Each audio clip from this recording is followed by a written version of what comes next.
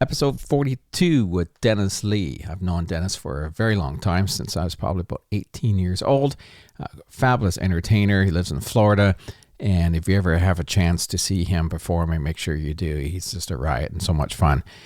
Joining me as well was Brian Edwards as my co-host. We had a great chat. We've both known Dennis for a very long time. So sit back, relax, and enjoy Mr. Dennis Lee.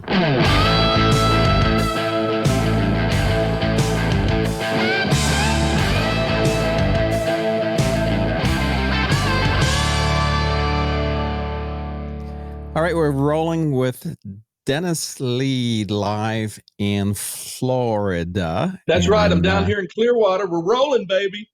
Yeah. Also with us today, hey, Brian, my co-host Brian Edwards is here with us again. How you doing? Great to be back, Darren, and great to be on here with Dennis. We go back a long way. So there you go. For sure, man. Las Vegas. Oh my goodness, man! All those conventions there. Oh, I miss them being there. I wish they were still there.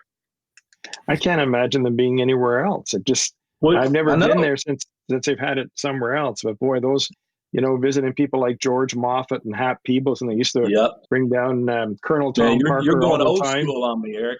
You're old school, man. You're for sure. That we do go back. But the last 2 years it's been in San Antonio, and I'm cool with any convention anywhere, but Vegas is one of a kind city, man. You just can't. Yeah, I bet. Exactly. The convention's great. It's what you do after the convention in Vegas. Yes. Come on, man. Come on. Amen. You bet. Yeah. Now, Dennis, I met you. I'm trying to figure out where the first place we met, but I'm pretty sure it was the Ottawa exhibition. When you were performing there, we were on the same stage, going back and forth. That's right. I believe I was about 18. That's about right, man. You were a youngin'. That's right. So were you. You were only 43 then. That's true. That's true, man. That's right. It was the Central Canada exhibition at Lansdowne Park in Ottawa, and it was my first gig in Canada. And man, it just being a hit from Tennessee, I was like, my God, this is so wonderful up here. And people would just give me these weird looks every time I'd talk. They thought I was actually doing an impression of a country person. So I told them I was, and I told them I was from Sudbury, and I was just impersonating a country guy from Tennessee. I had some great times there, man. Oh. Well, for those listening that don't know who Dennis Lee is, Dennis is a fabulous singer, and I would call you an amazing entertainer, because I would consider you more of an entertainer than anything else. High compliment from you, Darren. I appreciate that, brother. Oh, thanks. And when you go see Dennis perform, it's certainly entertaining from beginning to end. You'll fall in love. Girls and guys. Yes. It's entertainment all the way through, and we were lucky to have you up at our theater as well. Oh man, yeah, that was fun. It was I have a video of it, and I look at it every once in a while. And there's some fabulous funny moments. In a pandemic, that's got to make your day. Yes, exactly. But Dennis, you, I don't really know your backstory too much. As far as we met 32 years ago, roughly. And plus, you guys came down to Florida. Didn't you play some gigs down here? I think I saw you down here too. Yep. I know you played all over the U.S., but maybe in Florida somewhere, maybe? I can't recall exactly. Yeah. And last time Brian and I saw you was in St. Petersburg at the Red Green Tour. We started the Red Green Tour. Oh, man, that was too cool. Yeah. That was one of the coolest shows I've ever seen. I mean, to be part of to see that, man. Hey, thanks for the tickets, Darren. You still owe me. Yeah, I do, man, in a big way, and you're going to get paid back. I need the money now. You're going to get paid back. It'll be increments. Won't be a lump sum. I was going to say, you're in a great part of the world, Dennis. I've got an office down in South Pasadena. I've had it there for 28 years, just down the street from you there. And I love going down. I love going up to Clearwater and all through there. And we get over to the Strawberry Festival to catch your show all the time. And how many years you been there? How many years you been playing there? This will be, I just finished my 30 38th year. Wow. 38th year there, and 40 years at the Florida State Fair. I've actually been, I came out of Memphis down here on a spring break to, go party at Daytona. And I ended up trying to make some chump change and money to go to Daytona at the Florida State Fair working in maintenance. That's how I stumbled into the fair industry. I mean, Wow. I had no idea what I was doing. I just needed some money to party at Daytona in 1980. The rest, as they say, is history. But were you raised in Memphis? I was born and raised in Memphis, Tennessee, and I cut my teeth, so to speak, on music and comedy in Memphis from being in a show, or I was actually auditioned. First of all, I graduated from college over in Arkansas. I got kicked off the baseball team for doing cartwheels around the bases after I hit a grand slam one time.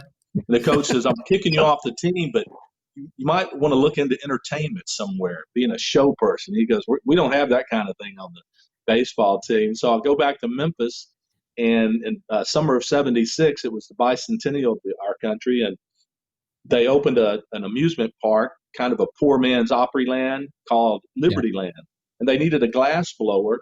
So I auditioned to be taught the art of glass blowing. Got a lot of hot air in these cheeks, can't you tell?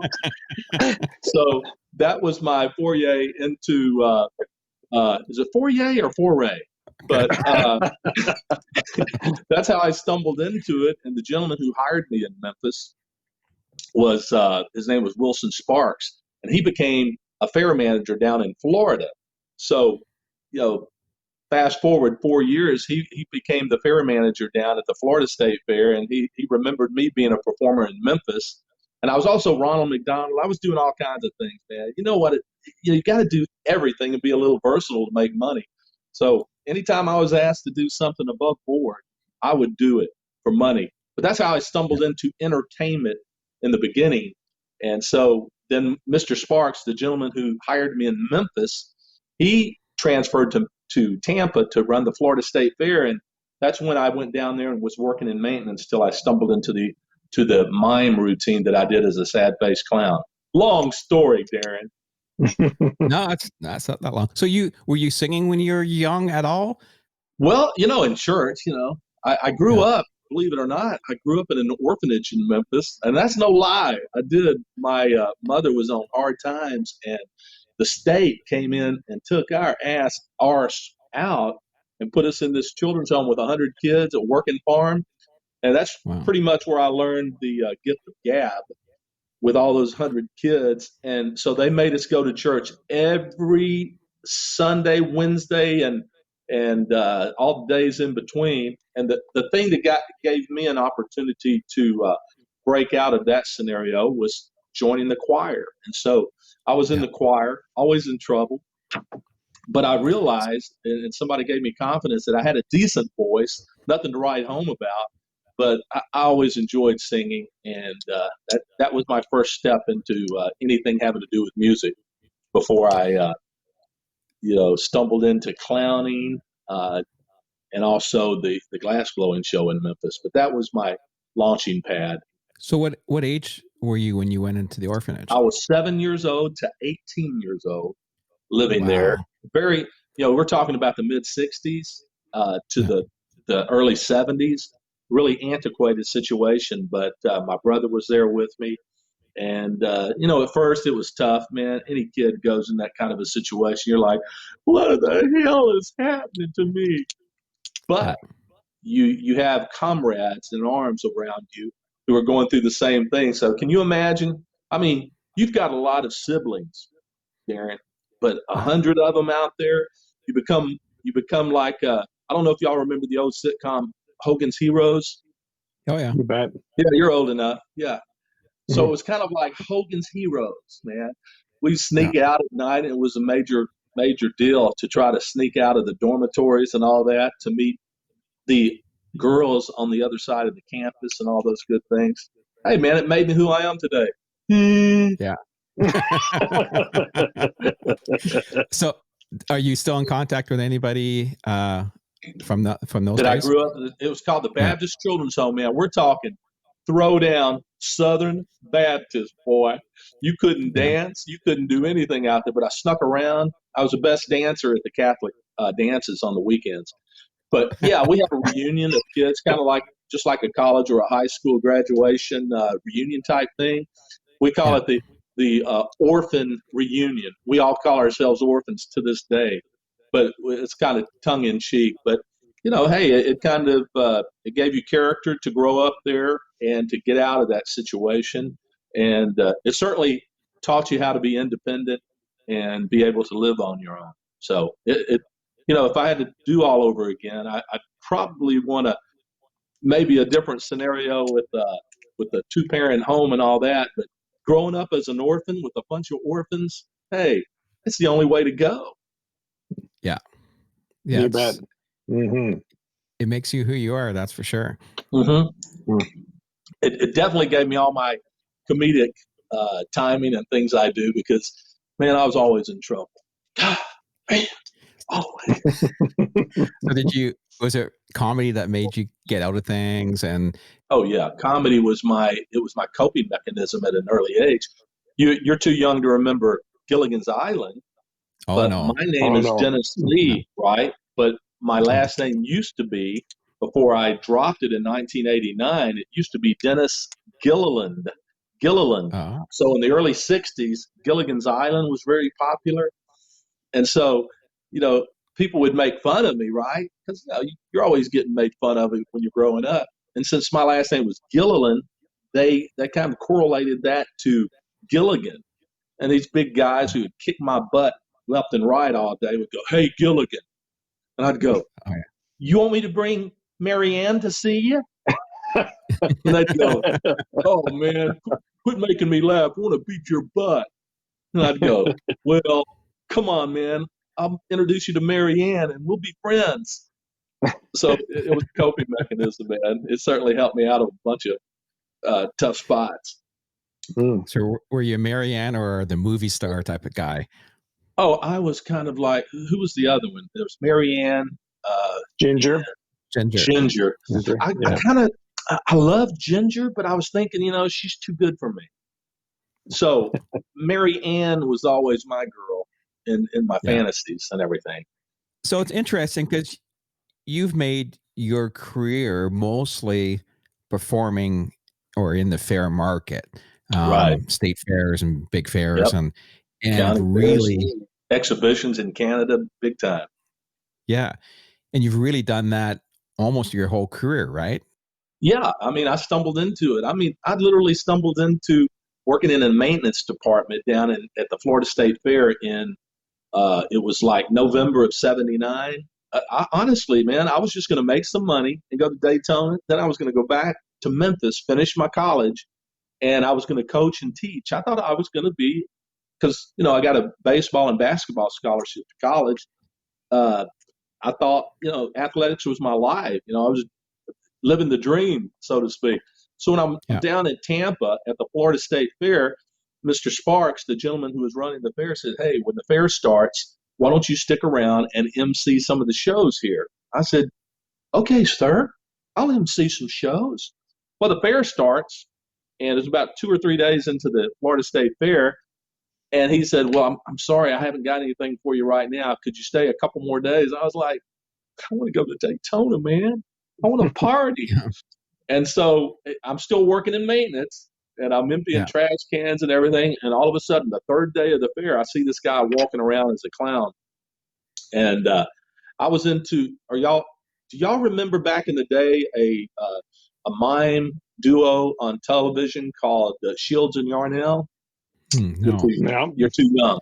Well, look that up. They were a comedy robot mime duo, and they had a television show, and everything they did was in robotics. And so I would emulate that and have a good time with when I was working on the fairgrounds. And so this guy was dressed as a clown, and I'm like, "Hey, buddy." I was really into Freddy the Freeloader character from Red Skelton. And I asked this clown guy, I said, "Hey, man, could you help me put on some sad face makeup like Red Skelton's Freddy the Freeloader?" And this guy goes, "Yeah, I can do that, man, for $20. And I said, Okay, $20 in 1980. $20. Yeah. It was $20, but Yeah. it was tough to come by. So this guy, long and short, taught me how to do the makeup for the sad face mime. And so I would get on a milk crate in between my hours working in maintenance, and I would do mime routines like staring at people and Yeah. then doing the whole thing, right? And this guy comes up to me. I'm just goofing off, working, just thinking about Daytona Beach, baby. And this guy comes up from Holland, Michigan. And Darren, both of you guys do, that during the wintertime, you have fair executives from Canada. You have the gentleman I met at the South Florida Fair in West Palm Beach was the mayor, former mayor of Ottawa, and he's the one that first booked me into the Central Canada exhibition in Ottawa. So you've got all kinds of representatives from all events, and especially the Northeast and into Canada, coming down to Florida. So this guy's from Michigan, and he's a county fair executive. He sees me goofing off, and he came up to me and says, "Goodness, I sure would like to have that routine at my fair in Holland, Michigan." And I said, "Well, really?" I said, I had a crowd around me. He said, "Yeah, I'm from the Ottawa County Fair in Holland, Michigan." And I said, "No lie." He goes, "How much do you charge a day?" I said, "Well, sir, I'm just making beer money to go to Daytona." He goes, "I'll give you $200 a day for 4 hours." I said, "Excuse me?" I said, "You'll do what?" Because minimum wage, you guys, Darren, you weren't even born in 1980, were you? Oh, yeah. You were? You were? You don't look it. Yes. You don't look it. Well, minimum wage was $2.85 an hour. And he said, "I'll give you 200 for 4 hours." I was like, "Say Yeah, what? that's good. You will?" So that's how I stumbled into getting a gig at a fair. But still, I was working in maintenance, and I'm like, what the heck? And so Mr. Sparks called me to his office and said, "Hey, I thought you were working in maintenance and you were waiting for me to get you a gig emceeing." I said, "Well, this guy was dressed as a clown, Mr. Sparks. I hope you're okay with it." But he goes, "Yeah, I'm hearing some good things with you. Go ahead and do that." I said, "Do I have to work in maintenance?" He goes, "No, go on out there and do your thing." So I did that, and the fair is over. I think I performed 7 days, and he gave me $800. That was $1 million to me back then. That's incredible. So then he sent me to another fair, and I got a costume up, and I did a sad face mime routine. That's kind of how I stumbled into the clown business, as far as working at a fair. So I made a business out of that. Brian's a big Red Skelton fan. Oh, Brian, I love him. Yeah. I got about 60 of his paintings here at the house. I love him. I think he is great. When do you want me to come visit, brother? How many would you like? I buy them at all these estate sales. People put them in the paper. I buy them. Oh, yeah. Because they're all hand signed and everything. And he spent a lot of time up in Toronto. It was great. So I thought he was the best. Was wonderful. He was wonderful. I kind of emulated him in different. "Hello there, Heathcliff. Hello there. Hello there. Hello there." I love it. That right down. My first inspiration. Right down, oh boy. Well, he's the best. There's no doubt about it. Tell me something. So today, compared to, let's say, 25, 30 years ago, how is the fair business? We haven't been booking fairs for a long, long time, but we certainly did a lot of them. Obviously not as many as you did. But is the procedure and the people any different than they were before? Is the newer generation a little bit kind of harder to deal with compared to what the good old boys, I'll use that for the lack of better That's words? That's a good question, man, because most of the people that I dealt with back in the 80s and early 90s have kind of, like you said, the new generations come aboard. But what I've found, whether I'm performing at the PNE in Vancouver or, say, a county fair in South Carolina, I find that the nuance of how you're hired is exactly the same. And just like, back in the day with Red Skelton or entertainers like that, I believe that no matter where you are, if you're able to come across and entertain the masses, no matter where you are, even the new generation realizes, this is a good thing to have at our event because the demographics are always such that you can have a rap group on Saturday night. You can have a great country maybe a nostalgic traditional country tune during the week for your seniors during that time, or you could have a boy band on a Friday night. So I found that no matter what generation has come around, as far as booking the particular thing that I do, is that they find a niche for you wherever their event is. And I kind of lead them to say that anyway. I say, hey, now I'm a niche performer. You can put me here during this time. But most of them, sometimes they have to be led to the promised land. You know what I mean, Darren, Brian? Yeah. You guys know. You kind of fit yourself into their program and say, hey, man, this will be good for that or whatever. I find that they're all willing to listen, but, you still have to do the legwork no matter what. I'm really glad to hear that, because I always felt, and I know Darren did too, you built a relationship up with those buyers that you knew year after year after year. You seen them in the same place, and you shook hands and kissed babies and did what you had to do. And the next thing you know, you had those dates forever. And when I go to some of these fair conventions, that's it. It's your relationship. And I look around at some of these people today, I keep thinking, God, I wonder how easy it is to get that association today like it was then. But I'm glad to hear it's good. That's wonderful news I think to hear. that it depends on the individual, but I believe, and I tell my children, I tell them all the time, Brian and Darren, I said it's all about relationships. I don't care where you are or what you're doing, whatever business you're in. It's relationships, man. You said it. Kiss the babies, baby. That's exactly right.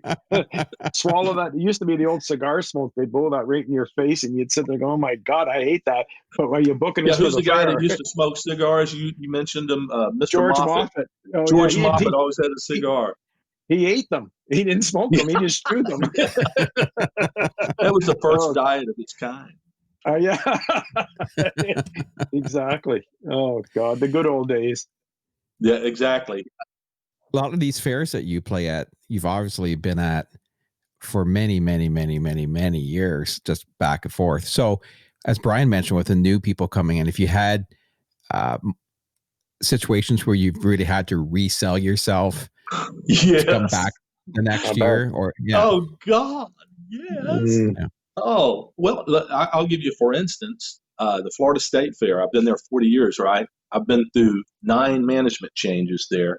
And each time, I don't care what kind of entertainer you are or who books you, if you book yourself, things happen for me both ways. Sometimes an agent will book me somewhere where he has a stable of entertainers in a particular venue. But like at the Florida State Fair, I think the 9 different management changes, you have somebody coming in and they, of course, want to put their thumbprint on what's going to be there, possibly. And a lot of times, as you guys know, sometimes the higher management or the guy who runs the event, sometimes he books the entertainment. He might be in Las Vegas and go by your booth and say, hey, what do you do? Oh, well, exactly. I do this. Okay, yeah, I want to book you. Then you have to go through boards at other events where they say, we have to take this information about your show to a board. So at the Florida State Fair, there's been management changes because of retirement and whatever. And so when somebody new comes in, what you're hoping and you're praying for is that the people who appreciate you outside of that management spot, like the guys who run maintenance, the guys who are in charge of concessions, that they know you. And once again, that's where your relationships come in for people. If they like you, you go, hey, man, can you put in a good word for me to the new management? So I think that's the paramount thing. I mean, if you have people around you over the years who don't like you, you're toast if a new management comes in. So I give everybody $20. No matter if they work in maintenance or their security, I grease their palms, man. You got to grease it to make it happen. Above board. How many fairs a year are you doing right now? Right now, I'm averaging, between 12 and 15, depending on the number of fairs and the amount of days. But over the years, man, I remember when I was young, I used to do 20, 25 a year. But the way I do it now is, the people who want you back always get first dibs on what you do.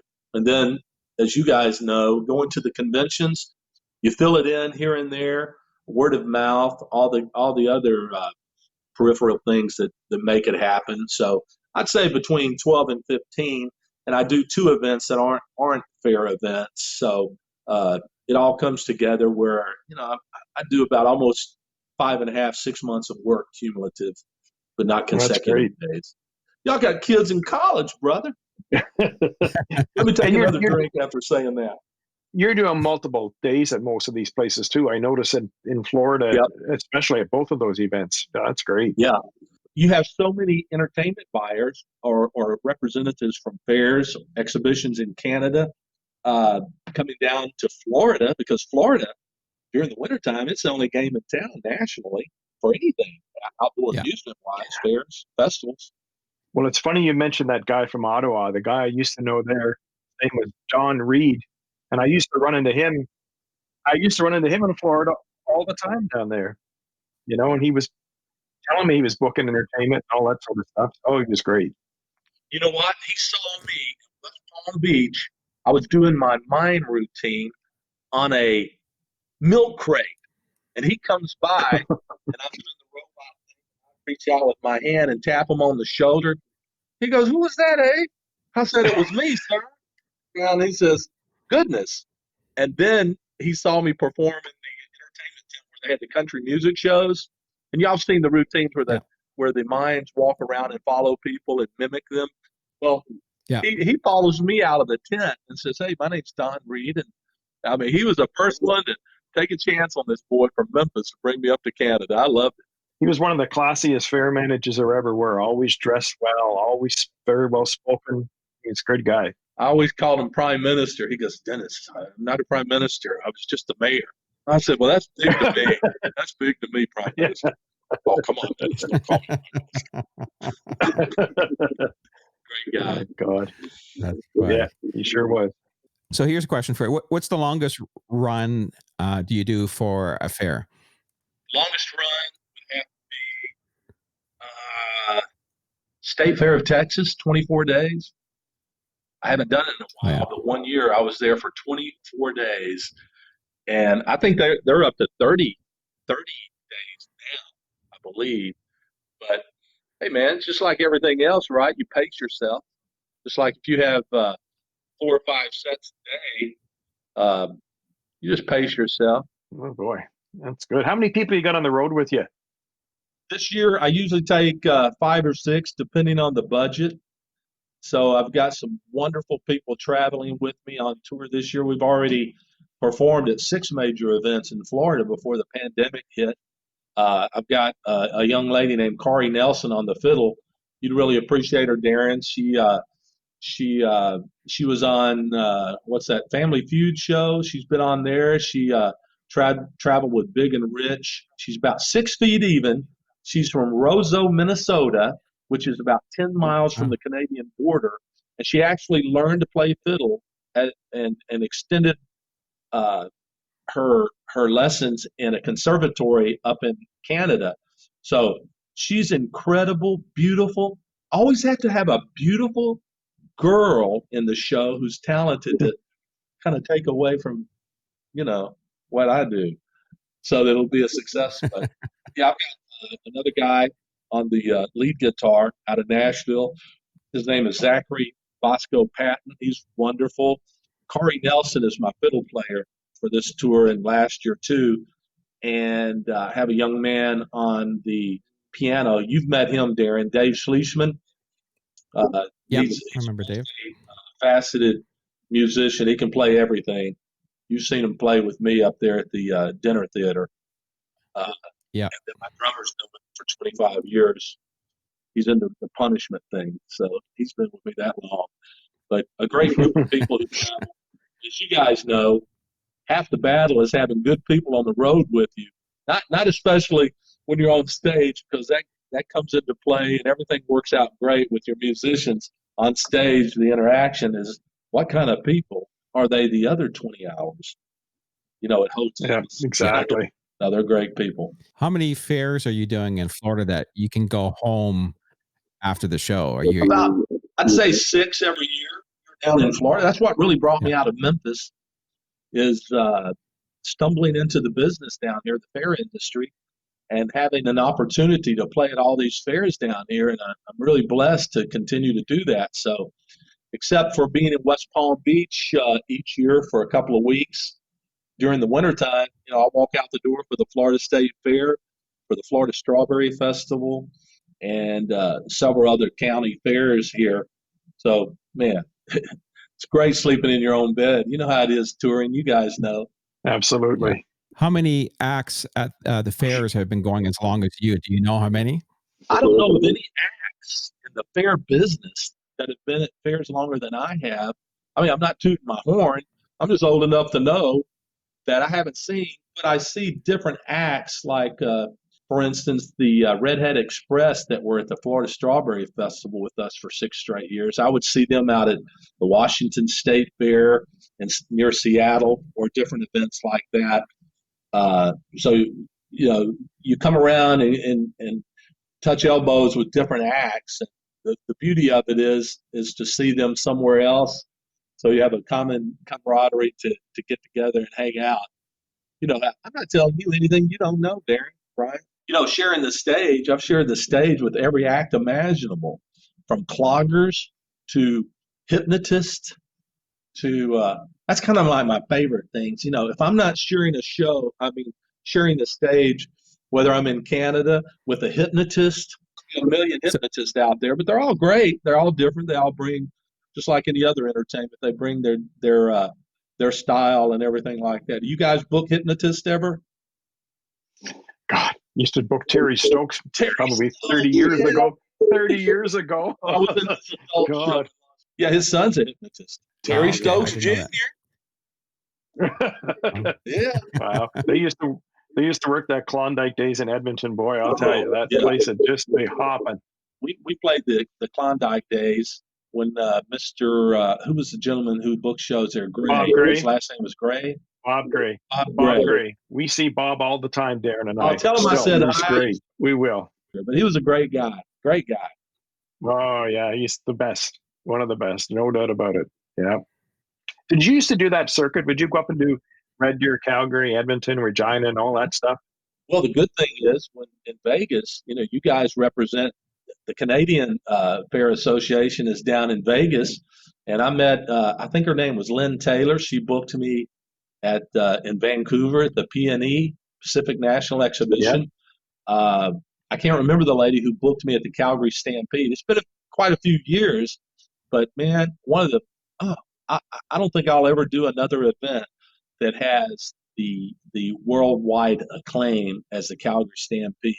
That, man, let me tell you, that blew my Tennessee mind. And then actually stayed with some friends that I met on a cruise up in Calgary at the Stampede called Three Boys, Houseboats Unlimited. And they had houseboats in, I performed at the World's Fair in 1986 in Vancouver. And these guys had boats in Banff and Lake Louise. They had them in Toronto up on, what's that lake near Toronto, that big one? Lake Ontario. Yeah, that's it. Vancouver, Calgary, and Toronto. So, man, they put me on the map up there as far as my social time. But, man, tried like crazy to get in Toronto to the Canadian National X, but I couldn't crack that one, man. Maybe one of these days. You never know. Thank God I got to play near Toronto for Darren at the theater, the Walters Family Theater. That was the best thing I ever did. There you go. That's great. So is there any places out there that you've wanted to perform that you haven't had a chance, or any venues or any particular places that you just always wanted to perform and haven't had the chance yet? I'll tell you, entertainment, the fair industry, exhibitions in Canada, it really opened my whole life to seeing the world, literally seeing the world, and then understanding that, like I mentioned earlier, if you can entertain someone in your backyard in a podunk town outside of Memphis, then you go to Los Angeles at the LA County Fair or Vancouver or Ottawa, Canada, and you understand that you can entertain people of all backgrounds, all races, there is nothing more beautiful than doing that. And so if everything stopped for me right now, I could truthfully say that I've had my share of all the good things that can happen for a performer.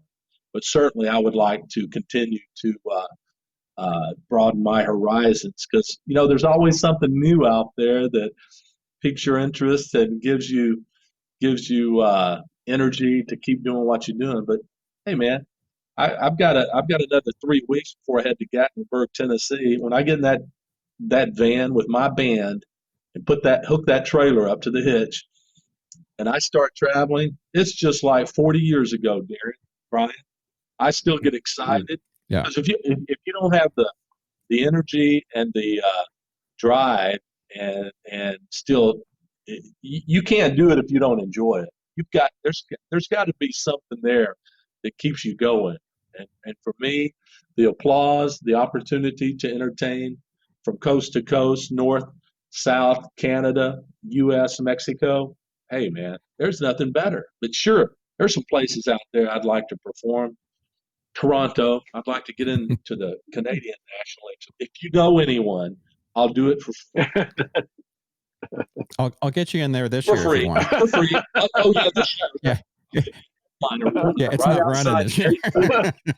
There's one thing I've always admired about you, and I see the videos all the time on Facebook, is that you take a real special interest to people with special needs. And you spend a lot of time singing to them in the shows and spending time with them. Where does that come from? What come I don't from know, that? man. When I first started the interview today, you were asking me about my background.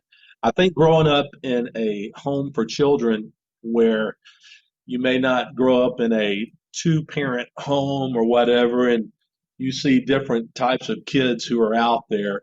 I mean, they put a young man early on at my time at this children's home who had a handicap or a disability, and I was like, why are you putting this kid in the room with me? And the superintendent of this orphanage I was growing up, he says, well, you're the only one that's going to make him smile. And at the time, I didn't understand that.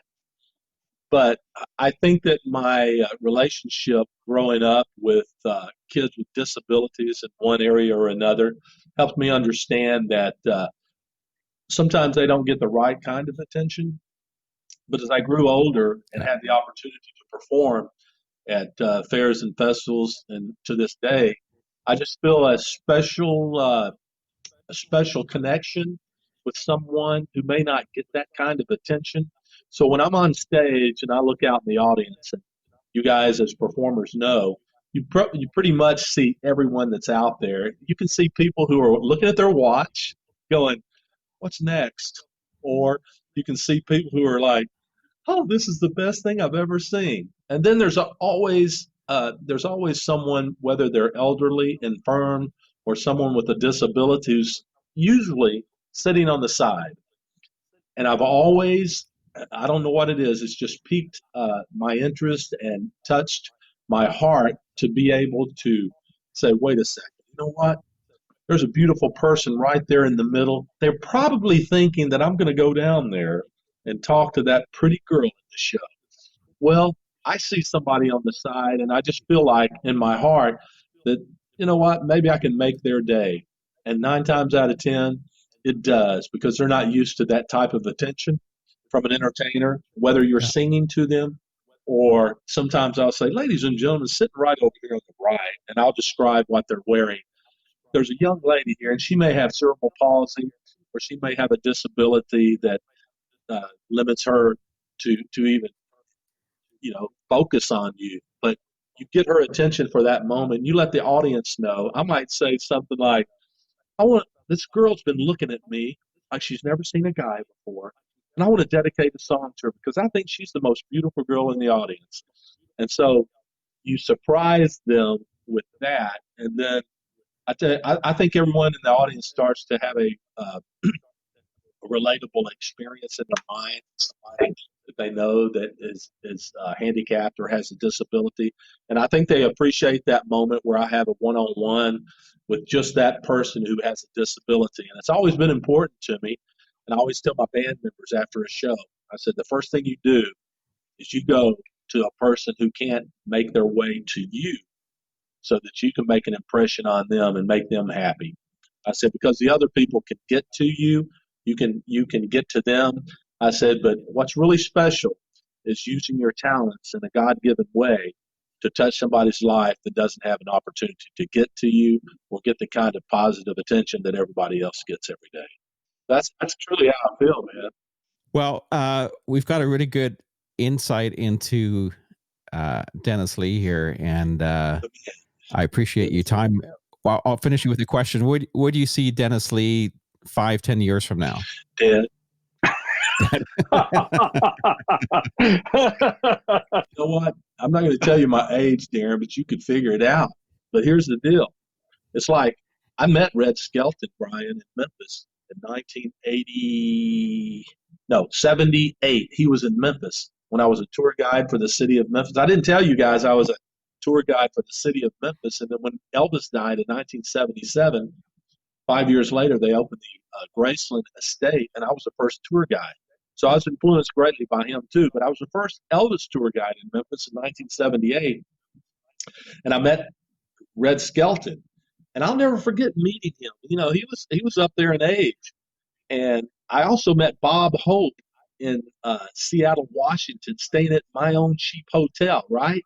And Bob Hope was 90-something years old when I met him. He was in the cheap motel where we were staying, and I'll never forget looking at him going, Mr. Hope, why are you staying here at this hotel where we are? He said, how do you think I saved all my money over these years? But I always looked at Red Skelton, you name it, the older guys, and Jack Benny, all the oldie. I mean, we're talking way back. Those guys entertained into their early 90s. I mean, Bob Hope, almost 100 years old. So in 5 or 10 years, I hope that I still have the energy.